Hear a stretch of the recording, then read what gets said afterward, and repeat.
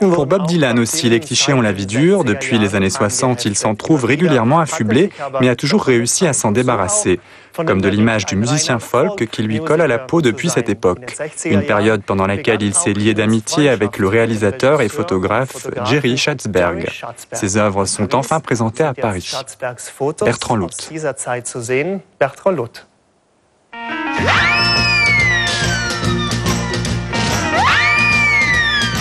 Parmi tous les clichés consacrés à Dylan, ceux pris par le photographe-cinéaste Jerry Schatzberg restent probablement les plus mémorables, les plus proches de l'essence même de notre icône folk-rock.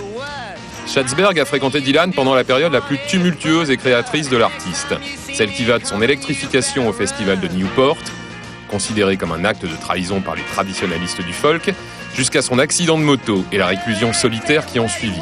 Et le premier contact entre les deux hommes n'est autre que l'enregistrement de Highway 61 Revisited.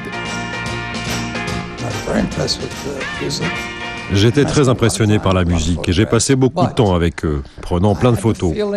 Mais j'avais le sentiment que Dylan contrôlait trop et je voulais récupérer une part de cette maîtrise. Une fois fini, j'ai promis de leur montrer les images, en émettant le souhait qu'ils viennent dans mon studio. Il a accepté et je l'ai photographié pendant 2 ans et demi. Extraire Dylan de son milieu naturel, la scène, pour l'isoler avec le minimum d'artifice dans la blancheur du studio, est un choix cohérent pour le dynamiteur de code qu'est Schatzberg, qui fut le premier à shooter les mannequins dans les rues de New York, bien loin de leur cocon. Je pensais que le studio apporterait une certaine élégance que je n'avais pas trouvée dans les photos précédentes.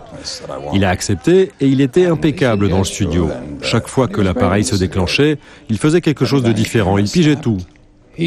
Certaines personnes ont une aisance naturelle face à l'objectif, d'autres non. Et comme je l'ai écrit dans le bouquin qui accompagne l'expo, c'est un des sujets les plus faciles avec qui j'ai travaillé.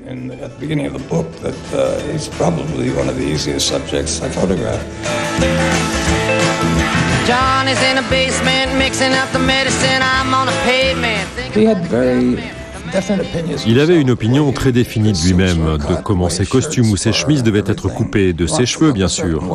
Il avait une allure certaine. Et si vous regardez cette photo, vous voyez qu'il se couvre le visage de la main, mais que cela ne peut être que Dylan. Consécration de leur collaboration, la session pour la pochette de l'album Blonde on Blonde. Dans la rue cette fois, à Chelsea, à l'époque le quartier des bouchers, et surtout par un froid de canard. On tremblait tellement de froid que 4 ou 5 photos étaient floues et tremblantes. Il les a vues et en a choisi une pour la pochette de l'album. Quand le disque est sorti, ça a donné lieu à des interprétations fantasques du genre le flou et la métaphore pour un trip au LSD. Pas du tout, on était juste transit froid.